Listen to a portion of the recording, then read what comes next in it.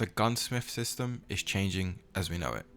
Modern Warfare 2019 in Warzone showed the player a new visual and systematic progression change for new attachments, new barrels for long range engagements, magazines with large ammo counts, and so much more. Hey guys, it's Kilro. Let's talk about Modern Warfare 2 and the new Gunsmith 2.0. Infinity Ward has shared a new intel drop, one that we've all been waiting for, Gunsmith 2.0. The intel drop also shows some sneaky things about the perk system, more specifically perk packages. In the clip, we can see the Hunter package, which indicates that we'll have 2 tier 1 perks which will seemingly upgrade over the course of gameplay, be that kills, assists, or objective play. The player will then be rewarded the tier 2 perk, followed by the tier 3 perk. This is already a major shift for team cohesion or raw slaying ability. Now I'm sure they have some sort of balancing system in place where the team play would reward perks quicker, but let's just see how the beta plays out, which starts in a couple of days. One thing we can also see is the return of field upgrades, which I'm sure the player base is going to be torn on, but let's see how it goes and let's see how the balancing behaves for that. We can also see a new tactical being introduced called the shock stick. Going off of the image, my guess it will be something similar to what we had in Black Ops 2, which was the shock spike, which was a mixture of an EMP and a short stun grenade effect. What I'm hoping for is it won't be something like that, and rather something similar to a thermite with EMP effects. Now we know that vehicles are coming back, so this could be a huge bonus for disabling vehicles and catching teams off guard, so let's see how that behaves. Now, let's break down the Gunsmith side. The Gunsmith system will still use the pre-Vanguard 5 attachment system. However, it will be keeping the ammo variant from the clip that we can see here. We can also see that armor-piercing rounds will be making a return too. One attachment which will be required, and you'll have to use regardless on whatever gun you'll be using, is the new receiver selection. This will not be invading your 5 other attachments such as your barrels and optics, so everything should be pretty damn balanced. In this example, we have a standard M4 carbine where through its progression tree you unlock new platforms, which are the following: the M16, 5.56 Icarus, the FTAC Recon, and the FSS Hurricane.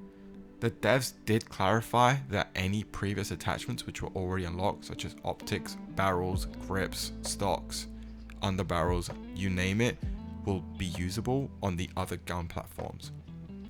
We can also see that each platform will come with its own balancing system.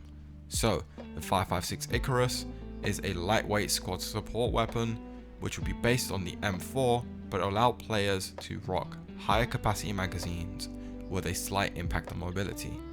The FTAC Recon looks to be using the 4.58 battle rifle ammo, which is designed more for kind of DMR usage in single shot, medium to long range. Lastly, the FSS Hurricane, which is a direct quote here from the game, sacrifices range and stopping power for increased ammo capacity and enhanced stability. This is already insane. That means that the developers have already taken into consideration Warzone 2 and its ground war, large scale kind of 32-64 player maps that they will be releasing. The other thing to mention, going back quickly to the attachment system, is that attachments will be transferable in the same gun category. So for example, you've grinded out the M4, you've unlocked everything for it, you can then switch over to another AR gun, for example an AK platform, and also be able to use suppressors and barrels and grips and all that good stuff.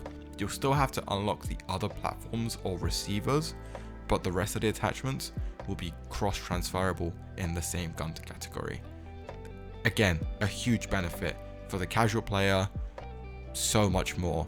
If you're just a player that hops on for Warzone every couple of days, you will no longer be at the massive disadvantage that the everyday player had, because those attachments are cross-transferring to different ARs or different SMGs or whatever you'll be using. Lastly to mention is attachments will now carry the blueprint skins too. No longer will your heroic blueprint or your elite blueprint be ruined by changing attachments on it. I mean, we all know where this is going. The microtransaction system is going to be insane in the game. The blueprints that will be coming will be insane in the game. So just be prepared for some insane gun camos. All in all, MW2's 2-year life cycle will be pretty damn good. From microtransactions to already knowing the balancing act that will be coming in place for Warzone, Ground War, and also its standard 6v6 modes. It's going to be an exciting time for any Call of Duty player, or any FPS player for that fact. So that's all for today. If we get any more information from Infinity Ward or Call of Duty, as well as any gameplay from the beta, I'll be breaking it down. We'll be looking at all the cool stuff coming in and the balancing act that they've designed for this game. I'll catch you guys in the next one.